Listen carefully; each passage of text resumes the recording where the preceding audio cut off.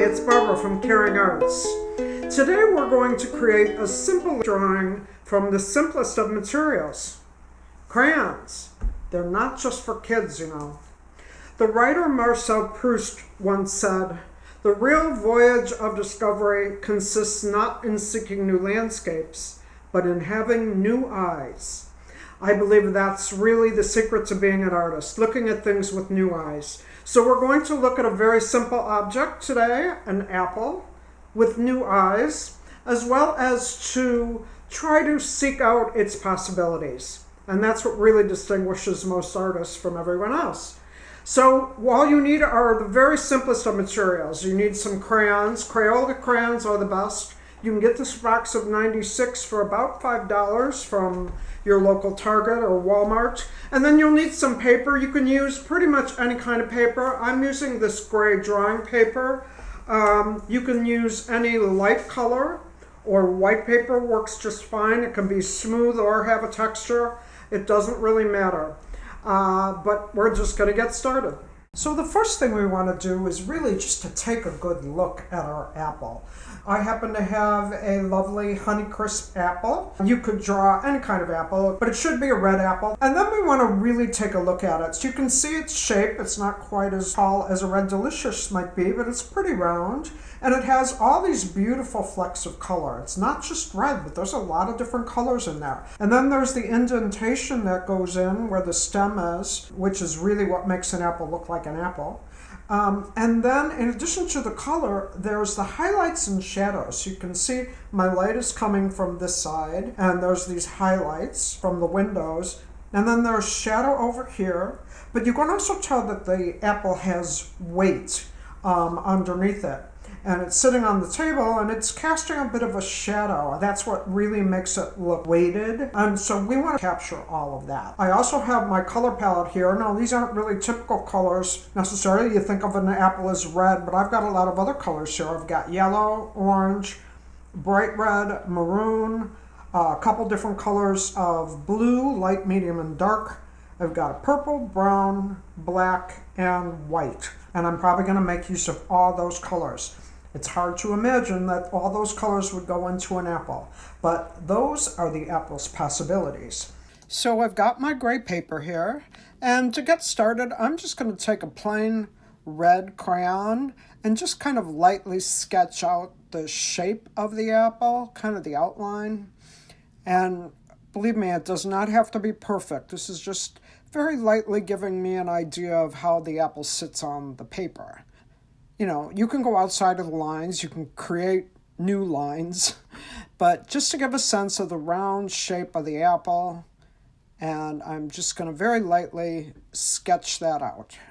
And then there's a spot where the apple has that indentation where the stem sits, so I'm going to draw just a little line to give me a sense of where that goes. And then I'm going to take my black crayon and just draw a very light outline of the stem. That's all you need to get started. So the next thing is to take my yellow crayon. I'm going to start with the lightest colors because we're going to layer one color on top of the other.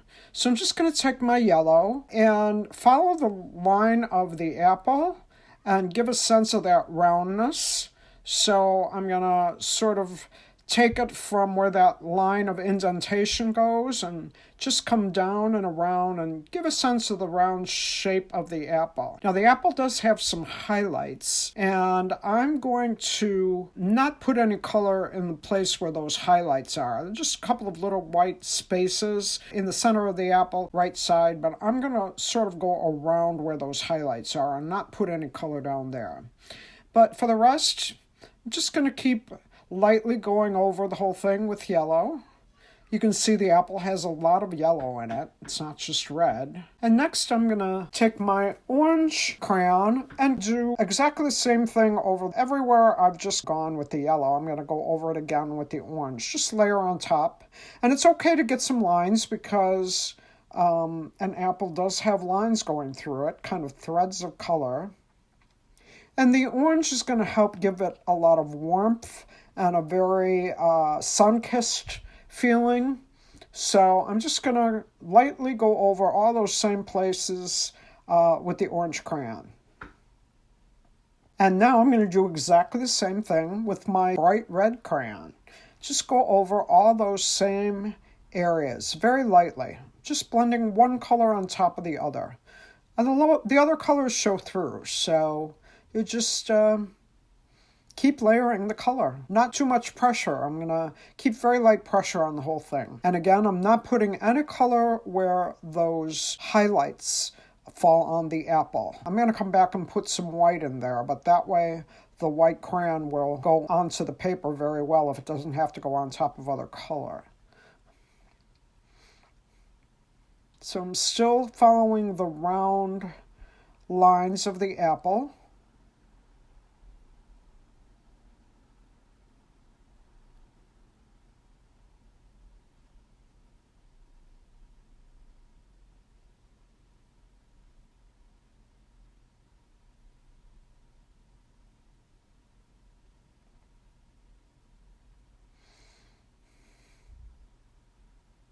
And then when you're happy with that, we're going to add a little bit of shadow on one side of the apple using the black crayon. Now, I don't like to use a lot of black because black tends to muddy things up. So I'm just going to lay in a little bit of black crayon very lightly just to give a sense of the shadow on the one side. It's on the opposite side of where the highlights are. But I'm not going to put too much because really black starts to muddy things up. So just enough to give me a sense of that shadow. And now I'm going to come back with my bright red crayon again and lay some color right on top of that shadow. And I'm going to start to push a little bit harder on the crayon to get a little more color down. So I'm going to go over all those areas that I've already done, again with the bright red crayon, to get more of the red color into the apple.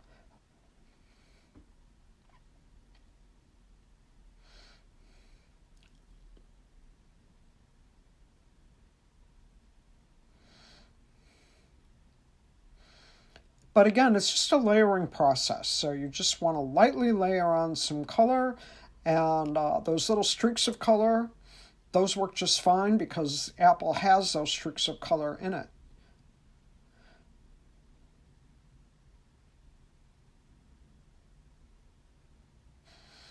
But I'm still going around where my highlight is. I'm not putting any color onto those spaces where the highlight of the light hits the apple.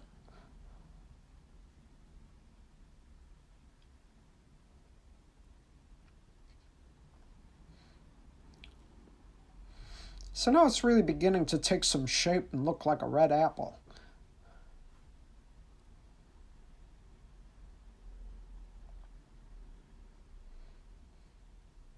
Going to make it just a little bit more round. You can go outside the lines or create new lines. None of this is about perfection.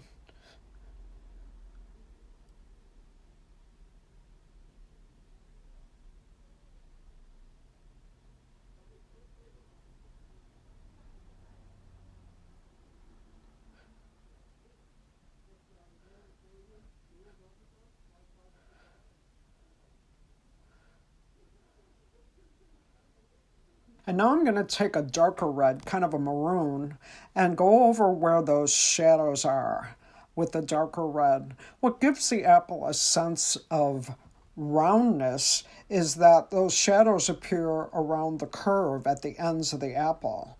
So you want to get some darker red color on the edges of the apple to give a sense of that curvature. So you want to add that dark red color not only along the sides of the apple that curve around, but also at the top of the apple, because it curves around there, as well as that indentation line where the stem goes, because both of those areas curve in as well. So if you add shadow there, they're going to begin to feel like they're curving around. And then just blend in the color into the rest of the apple. You don't have to come down too far with the dark red, but just along the edges, and then blend it in as you go around.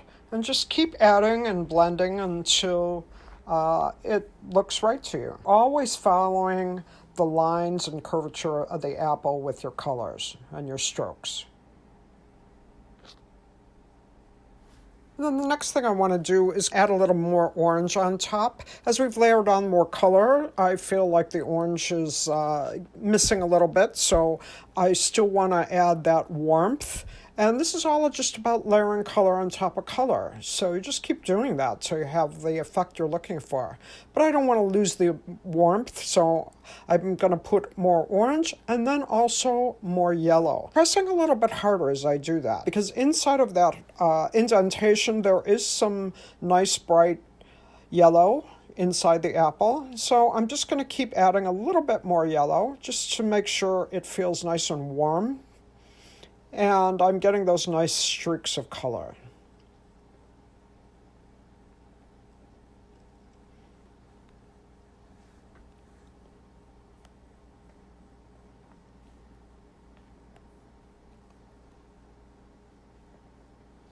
And once again, don't worry about going outside the lines, because that actually adds some movement that's very interesting to me. So I don't worry about coloring outside the lines.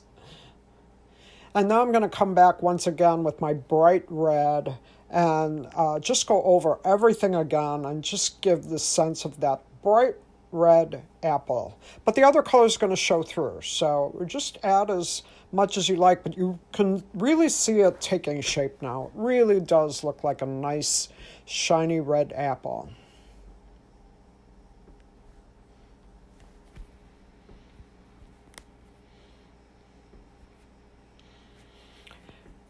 And now I'm going to intensify those shadows a little bit more by adding some purple. Purple's my favorite shadow color.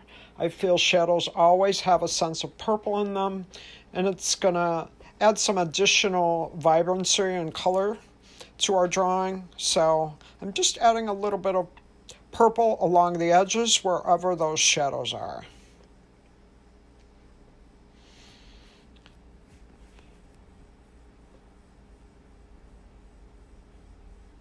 And you want to do that at the top where it curves in there as well. That's really giving you a sense that the apple's curving around inside there.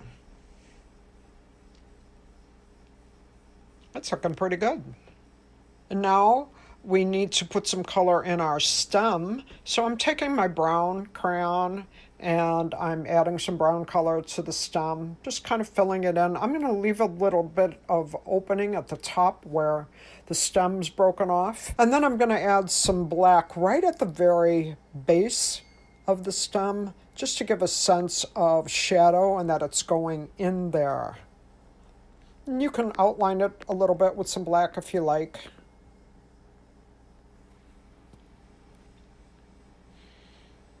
Just add a little more purple in there.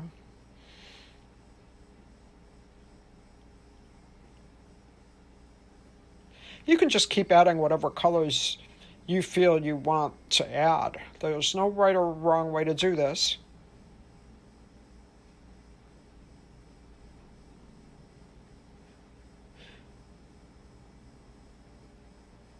So just keep layering on color as you feel it's needed.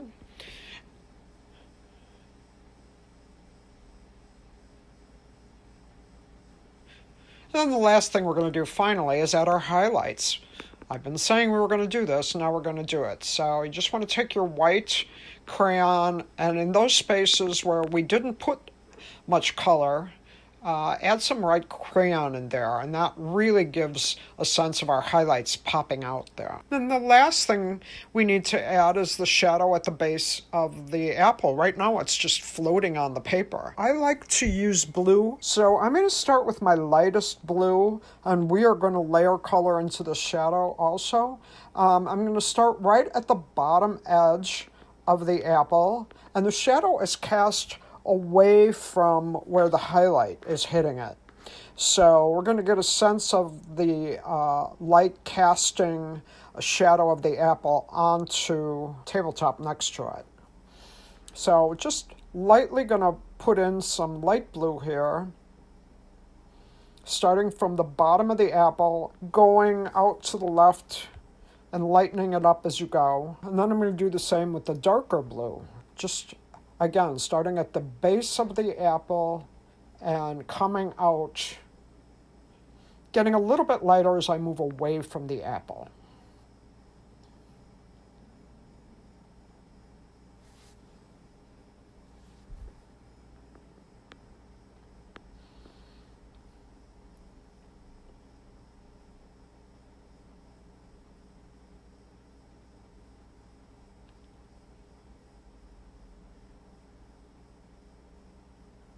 And then, of course, my favorite shadow color, purple. So right underneath the apple, I'm hitting it with some purple. And I'm darker right around the base and the edges of the apple. And then get a little bit lighter as I come away from it. And you can just keep layering on color. And then I'm going to come back with my light blue and hit the whole thing. It kind of blends it all together. So just layer on top of layer.